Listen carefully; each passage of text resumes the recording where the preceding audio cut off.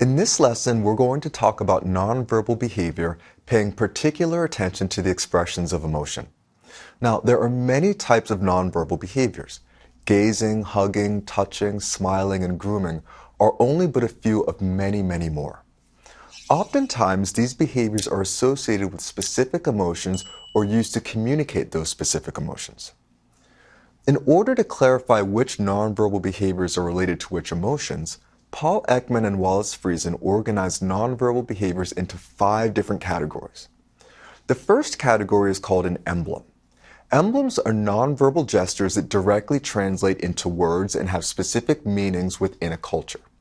For English speakers, this includes the thumbs up, the peace sign, and in the late 1960s, the raised and clenched fist to indicate Black power in the United States. The important thing to note with emblems is that no words are required for them to convey their meaning.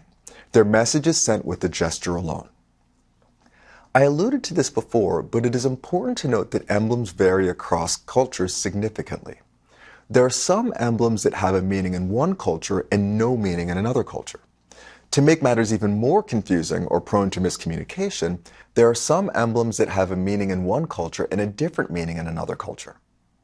For example, the thumbs up gesture means good job or okay in America. However, the same gesture means up yours in Middle Eastern countries. The second category is called illustrators.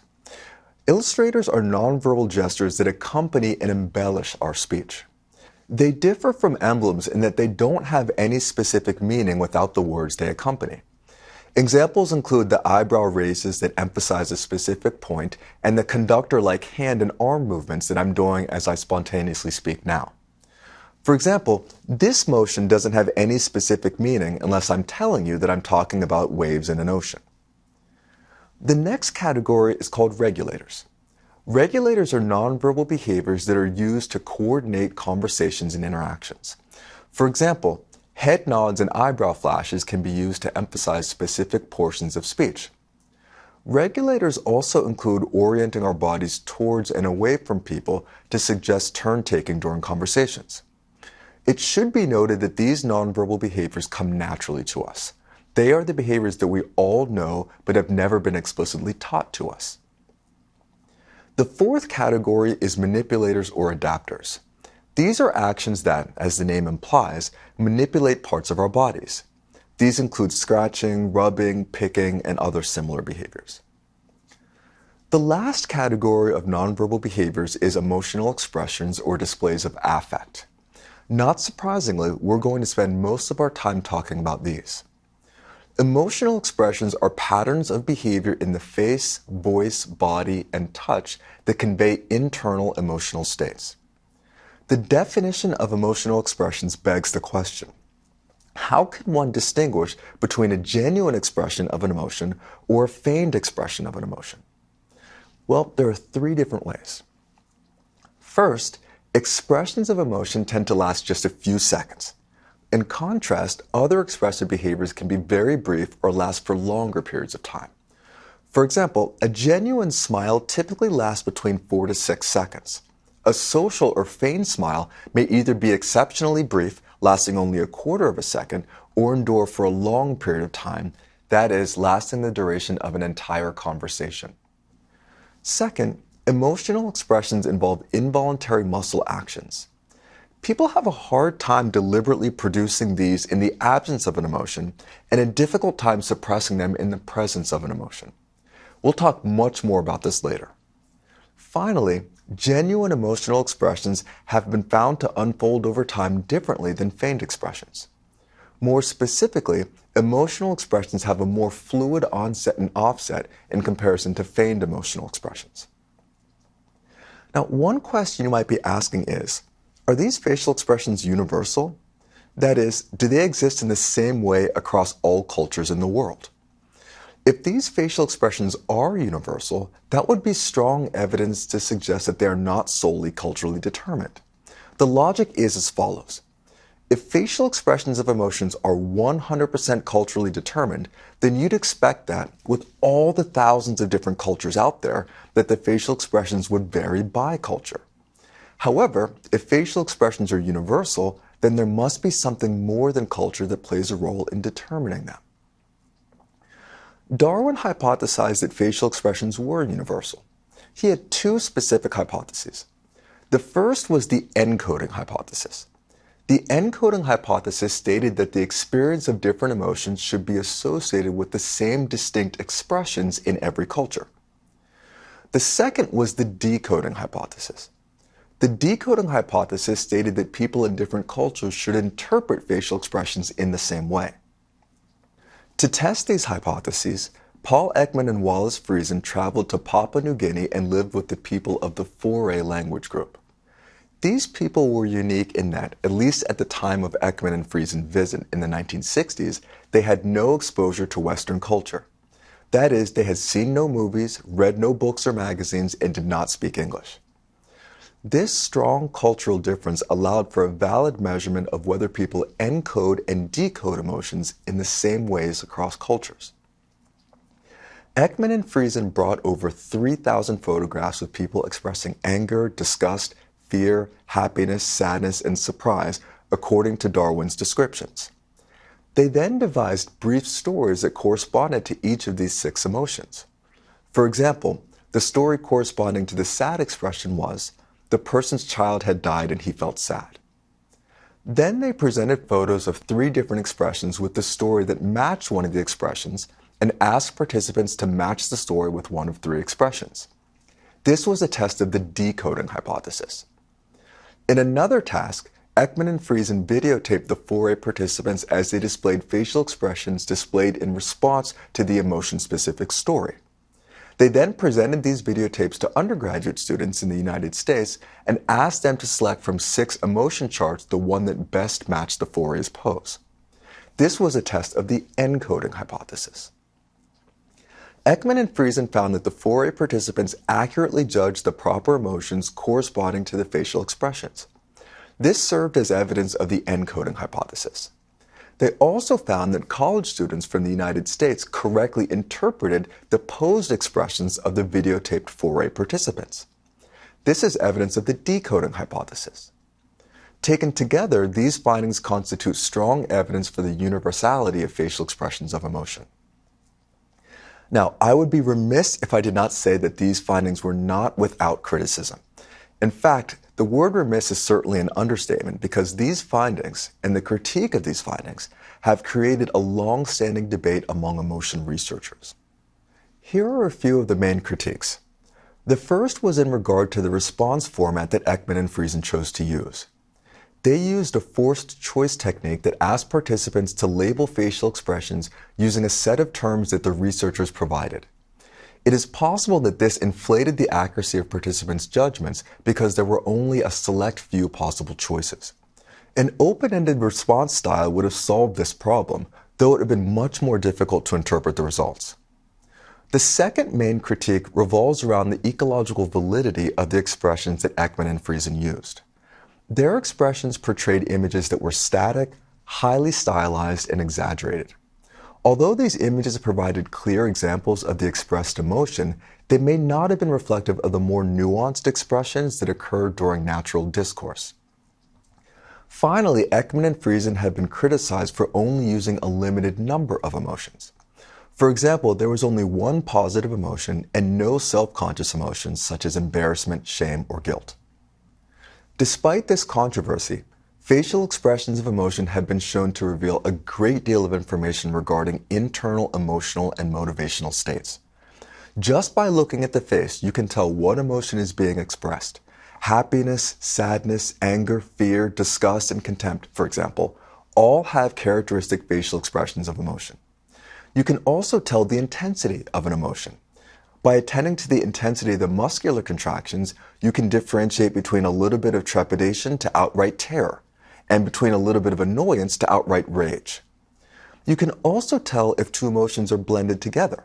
So you can differentiate between surprise and happiness, like when I see my best friend after a long time, or surprise and disgust, like when I see a cockroach. All this information can be gleaned simply by looking at the face, something that is so conspicuous that it can't be inconspicuously hidden. Now, the face is what we call a dual processing system. That means that the face is capable of producing both spontaneous, genuine expressions of emotion, as well as deliberate, feigned expressions of emotion.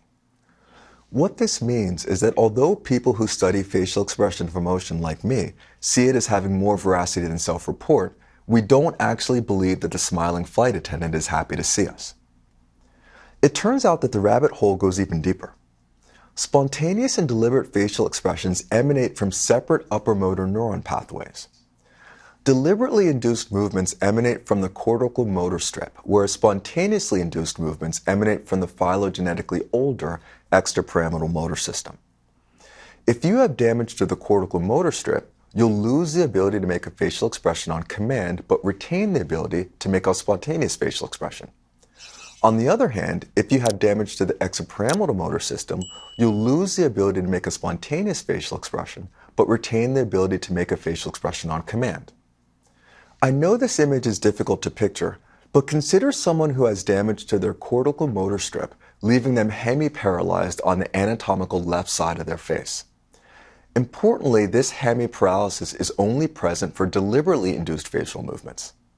On the left side, consider an individual responding to a directed facial action task in which he is instructed to smile. Here, he's only able to express this on the anatomic right side of his face. On the right side, picture the same individual responding to a stimulus that genuinely produces positive emotion. Note that in this spontaneous task, he is able to recruit the exact same muscles that he was not able to innervate in the deliberate facial action task. Furthermore, it turns out that not all facial muscles are equally able to be controlled. There are specific facial muscles that Paul Ekman termed reliable facial muscles. These facial muscles have a specific property. That is, fewer than 10 to 15% of individuals can do these two things.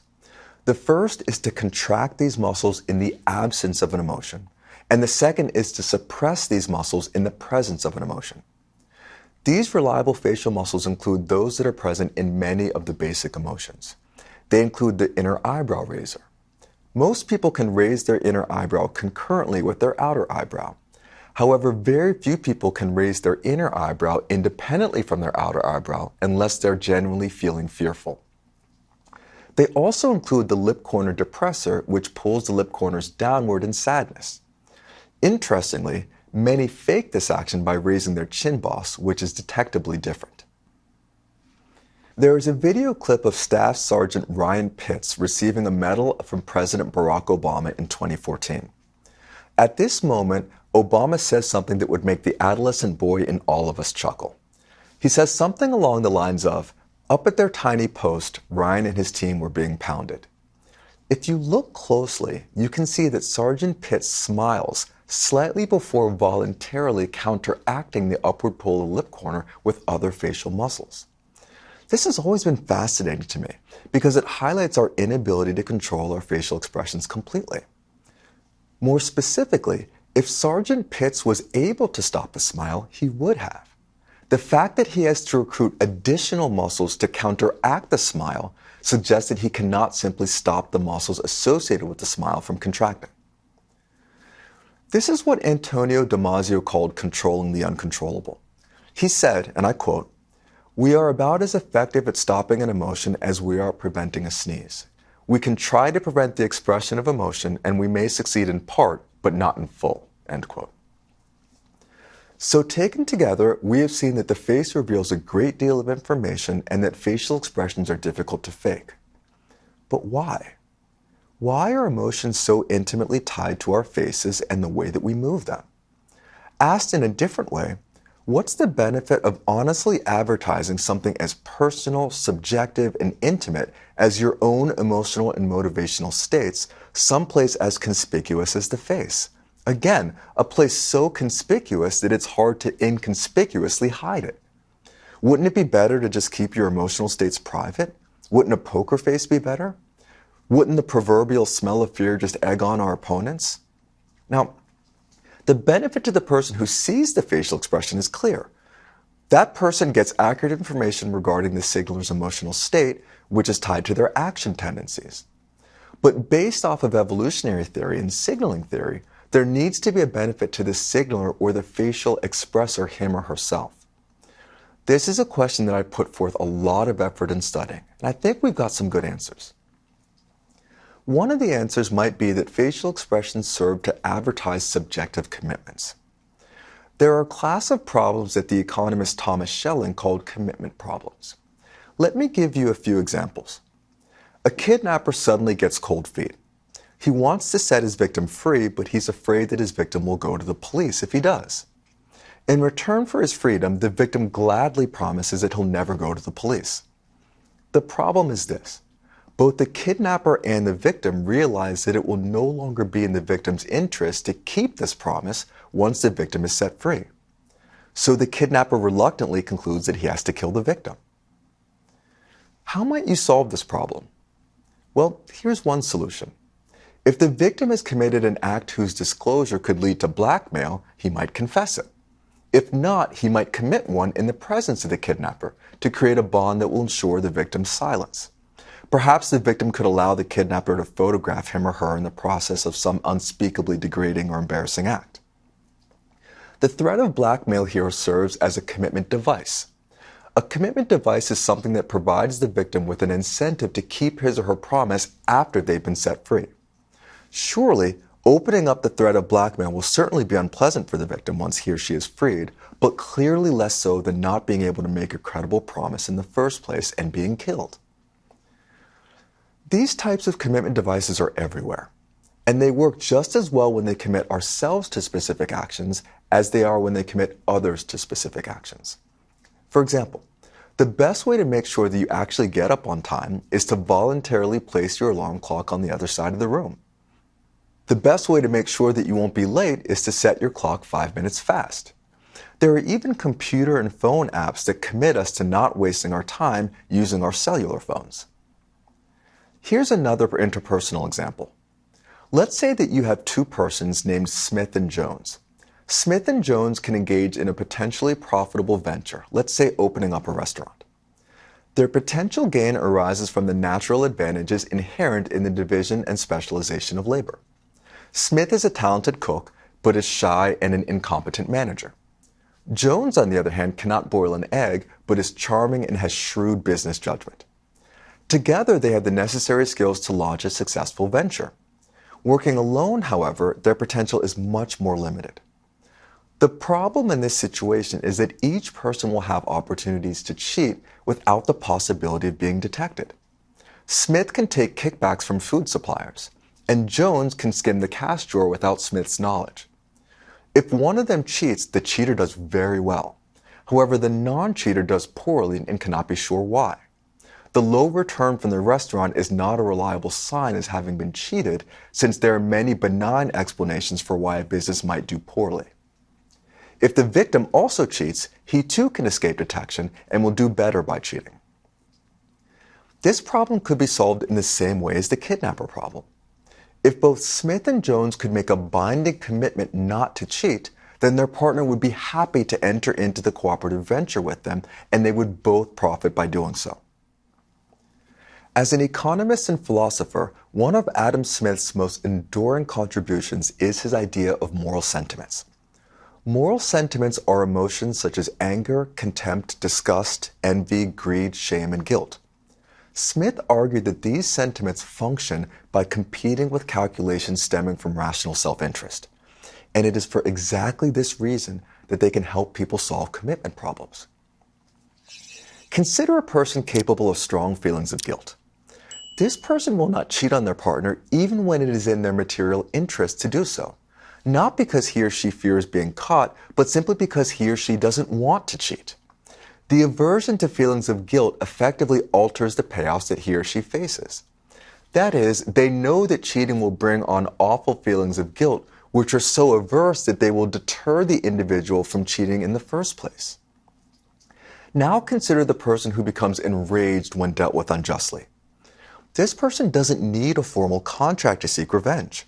They're going to seek revenge because they want to, even when, in purely material terms, it does not pay. Here, the feelings of anger offset their material interests. The good feelings of exacting vengeance altered the payoffs that he or she faces. That is, they know that exacting revenge on the people who have dealt with them unjustly motivate them to seek revenge even when they have nothing to gain. Now, the good feelings that we get by remaining faithful to our partners and by exacting revenge on the people who have caused harm to us are, in a very real sense, their own reward. But we are living in a material world, a world of material payoffs. And for these sentiments to be viable, that is, for them to have evolved via evolution by natural selection, they must have yielded some material payoff. Let's take guilt, for example. The potential gain of not cheating on your partner is to motivate them to engage in the cooperative venture with you.